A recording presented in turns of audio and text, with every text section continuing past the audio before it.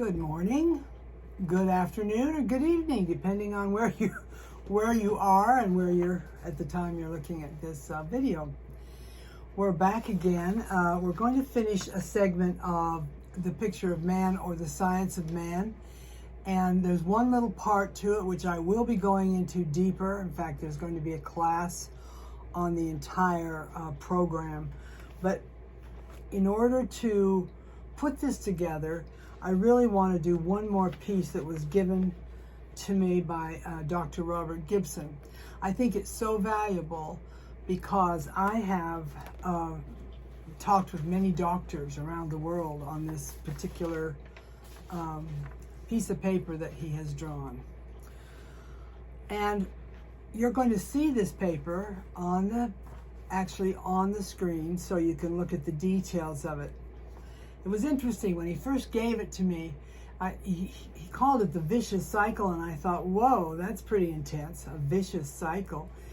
And when I started studying it more, I started realizing the reason it was a vicious cycle is because it really has to do with life and death. And that could be pretty vicious. Doesn't have to be, but by context. So what this circle is about is, it's a circle that's a round circle, and at the very top of the circle, which you'll see as you're looking at it right now, the first thing is misconceptions, and also what you'll see is illusions.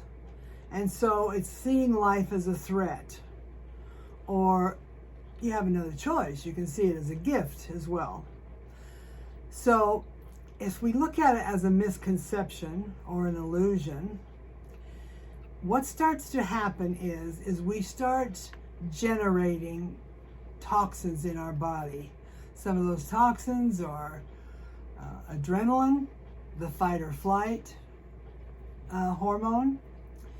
There's also several different endocrine juices that are put out there when we feel in threat, or we feel like something is going to get us, whether it is or not. So the example that was given is kind of interesting, and then I'll go around the circle and describe it. But it's like we're in the woods. And in the woods, we look down the pathway, and what we see is a bear. And all of a sudden, fight or flight comes in, and all the rest of the juices that can create for us to fight or flight. In this case, adrenaline. We get closer and we find out it's not a bear, it's a rock that looks like a bear. So now we've got these juices going on in our body, and there's no bear. So what we do with those juices has to do with how well our body can handle those juices, and also how many of them we can handle in a day's time. So let's take it, for instance, from that beginning. So the misconception is there's the bear. The next thing, as you move in the circle, the next thing you see is false feelings of emergency. And all of a sudden, you see fear. You could feel anger, guilt. You could feel all kinds of things. Not so much about the bear, but whatever the misconception is. Our wife or our husband's going to leave us. Maybe there's something physically wrong with us and we don't really know what that is. And so we're in false feelings of emergency, and more chemicals start coming into our body. And all of the emotions of insecurity and blame and guilt and all kinds of emotions start flooding our system. If we were to, say for instance, see someone or talk with someone and find out that it's really not true, it's just a false feeling of emergency, or it's a misconception, what happens is the cycle can stop at that point. But if we don't recognize it as a false feeling of emergency, then we keep going with it. And the juices, the chemicals keep moving in our body. The next thing that occurs then, as we keep running these false feelings of emergency or illusions, the next thing that happens is we experience a mobilization within the physical body. energy and chemical imbalance, neuromuscular tension. All of a sudden our neck is sore, and all of a sudden we've got a bellyache, or all of a sudden we're actually not feeling well, because those chemicals are still going in our system based on the fact that we still believe that there is actually this event occurring. It's real to us at the time. We still haven't broken the cycle, and so it keeps moving around the circle. Remember, this is called the vicious cycle. We keep moving around the circle. The next thing that occurs, if we don't check with, say, medical help or psychological help or something to stop the cycle, the next thing that occurs is the body goes into adaptation. Now, there's two ways it goes into adaptation. One way is unusual behavior. So we can become angry, we can become nervous, we can become depressed, we can have all kinds of different breakdowns, even all the way to insanity if we do it long enough.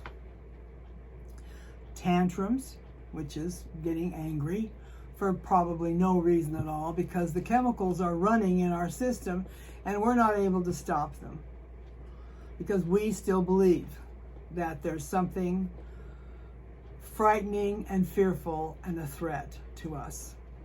The other part of it is then we become, of the adaptation, is then we can become really sick. I mean, like if we carried it on long enough and there's been enough of these cycles, because it's not necessarily just one cycle a day. We sometimes have several cycles of this kind, and those chemicals keep running in our bodies. So the next one is cellular alterations. We're talking ulcers. We're talking unusual activity in our bodies. We're talking all kinds of disintegration, and even all the way to diseases. Any kind of disease you can possibly imagine, our bodies are trying to adapt to the chemicals that are running. As we keep doing that, even those adaptations create even more chemicals in our body, and around it goes, and where it stops, nobody knows. This is what the nature of illness is really about. It takes a while to understand how it works, but essentially what happens is that our system can only handle so many of those toxic false feelings of emergency, and then it starts doing its adaptation. And if it's not broken up by the cycle, in other words, broken up, then it just keeps going. Now, this is kind of an intense thing to start this video out on, but I'm telling you that what's happening right now on the planet is going to tie into what I'm going to be doing for the rest of this segment. We have a lot of false feelings of emergency going on in our lives right now. This is really an intense time on the planet. And so the chemicals are going crazy now. One of the things we want to look at is, of course, what's true, what's really true, and what's valuable. What really matters. I'm going to tell a story about a doctor, client of mine, and he became exposed to the fact that his practice may collapse because of something that happened with one of his patients. He started getting afraid that was going to be the end of his practice. He was going to have to quit being a doctor. He was going to lose his business, and his whole life was going to collapse. It went on weeks, and finally he makes an appointment with me and comes in, and we begin to talk about it. By this time, he has hepatitis. I don't know where he got hepatitis, but it's a form of adaptation. He was terrified. What happened next is once he realized that he didn't really know what was happening, that he really didn't know what was true, it was only his fear of the possibility of it. He was out of time. He was in the past and he was in the future. And that's where these traumas and this chemical reaction can go. So needless to say, he got better real fast. As soon as he realized his practice wasn't going to end, it was just his fear of it ending. And so he went on about his business to be a good doctor from that point on. So the reason I'm even talking about this is well, first of all, I promised that I would finish one more part of the science of man. And this is an important part. It's the physical part. But what I'd like to shift it into is something else that is the same thing, only it's on a wider scale. As you know, many of you know, I've been an astrologer since I was 17 years old and consider myself pretty astute, especially with psychological astrology. So I'm watching all the time what's going on in the mainstream, in what's happening energetically on the planet. And boy, have we ever had a busy time. I mean, all the way down to the COVID fear, all the way down to now war breaking out in Europe as we watch the pictures of one person after the other dying, and a totally terrifying experience watching these different things occur. So as an astrologer, I began looking at what's taking place on this planet right now. What are we doing? And what can we do about it and with it? Well, the one thing that's the most important thing is we stay in the moment. We see what's true and we see what's valuable. And those are the only two things that really count. So as we do that, I'm looking at the astrology and I'm seeing where we have planetary configurations that lay up the possibility of revolt, war, contention, and all kinds of different misconceptions going on in the planet. What's going to happen next? Where are we going to go from here? We also have something very, very interesting, and it's a planetary configuration that happens only once every 66 years. Now that's a long time. Most of us will never see it again. And it's the conjunction of two planets, and those planets are Jupiter and they're Neptune. And they are conjunct, which means they're sitting right on top of each other, working the energy together. Now, Jupiter expands things. It doesn't matter what it is, it will expand it.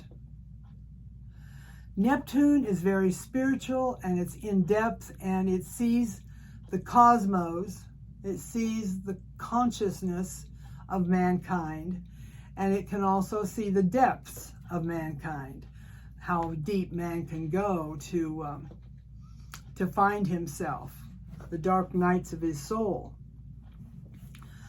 On the 12th of April, and during that segment of time, it can be a segment of time, but we have the 12th as the exact date when this conjunction occurs, we have a very unique opportunity astrologically, and that is to raise our consciousness to the next level. And what does that mean? Well, what that means is we begin to see what's real. We begin to see what is now.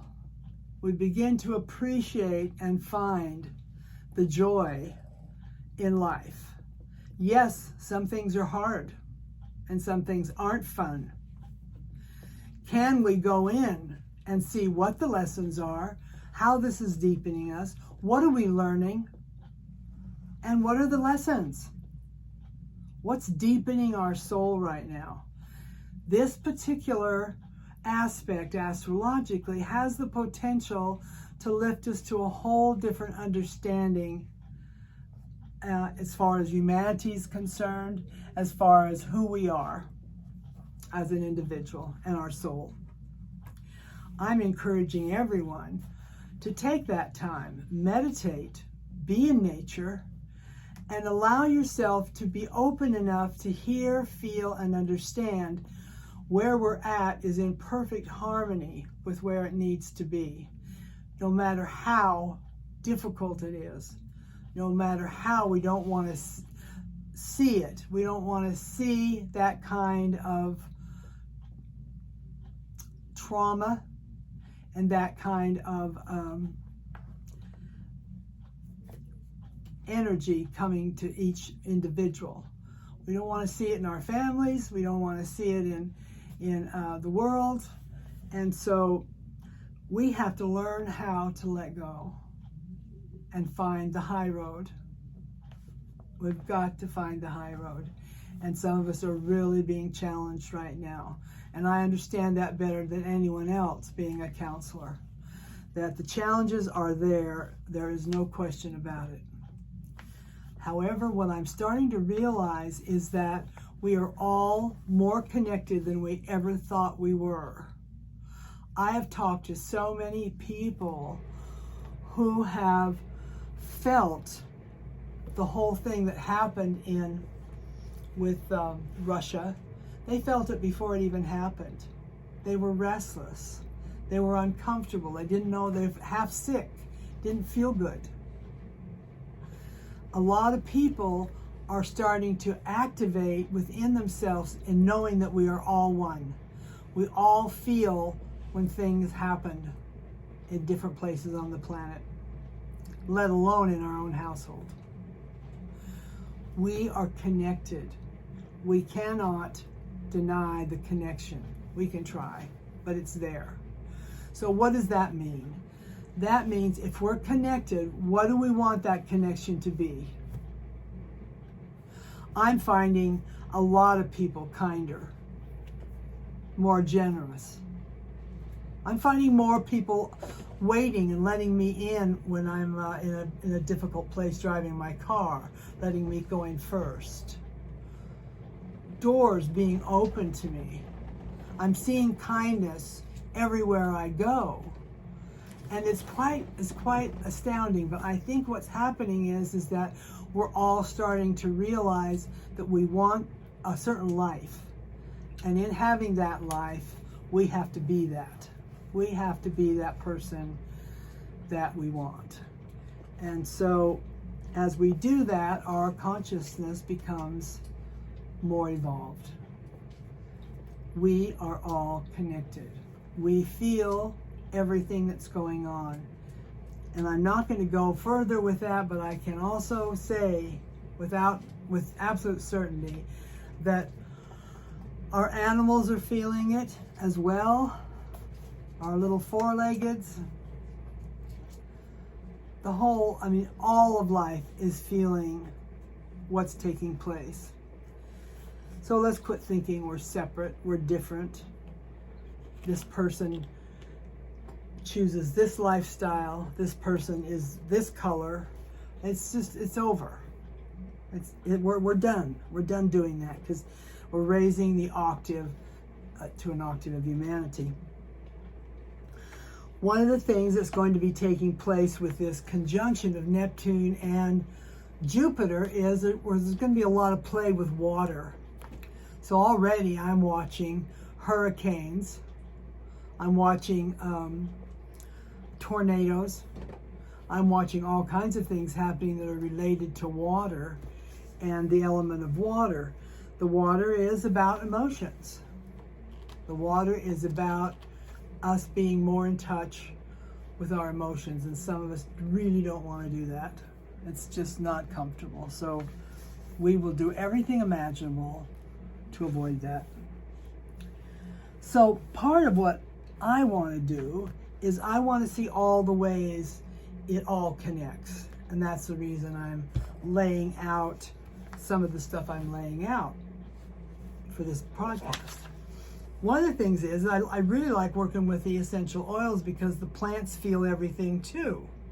That I have, as a Reiki master, that I've noticed. When I give Reiki to my plants, they just grow. They just grow. And I had some of my students revive some plants just by giving them a little Reiki as they walked out the door from the school that I was teaching at the time. So, the plant kingdom. So, let's look at this one. This is peppermint. Now, most all of you have heard of peppermint, but I'm not sure you know all the ingredients. Peppermint not only is a antibacterial, peppermint is good for the digestive system. If you feel like you're exhausted and tired, or you don't have enough energy, a whiff of peppermint, and it goes right up through your nose and awakens your olfactories and awakens your body. It's incredible what it can do. Pure essential oils in terms of healing. Let's see what else it does. It also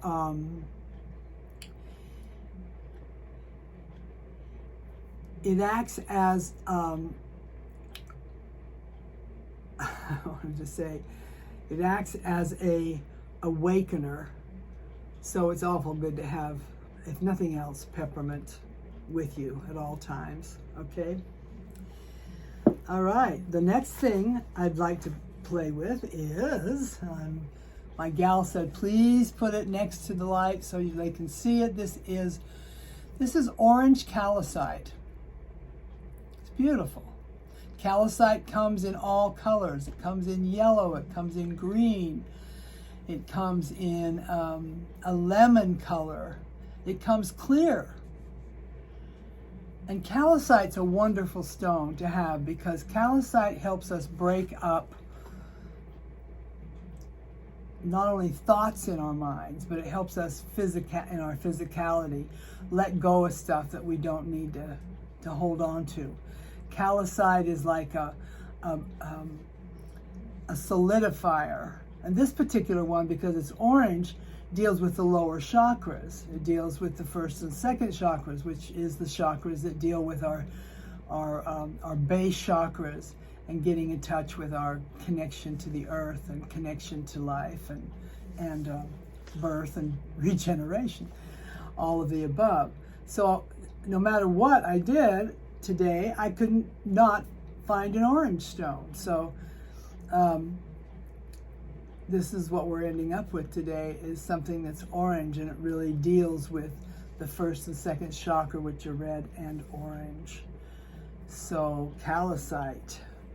It's nice to carry these in our pockets too, or in our purses, somewhere close to us, because for that day, you're going to have that assistance, because that's the frequency they put out. It's their intention to help the stones themselves. So let's see the next thing we want to do here. I know we're talking a lot about the physicality with the vicious cycle and the process of illness and how that comes about in our bodies. So let's see what the cards have to say. And these are, again, Dr. Gibson's cards, and I've liked these, and I will get back to some of the tarot at some point, but I really do like some of these quotes that he said. So let's see what he says. When we know what we are, where we are, and what's going on, and what we can do, we are love itself. We are then spontaneously harmless, considerate, and make a contribution without any conflict.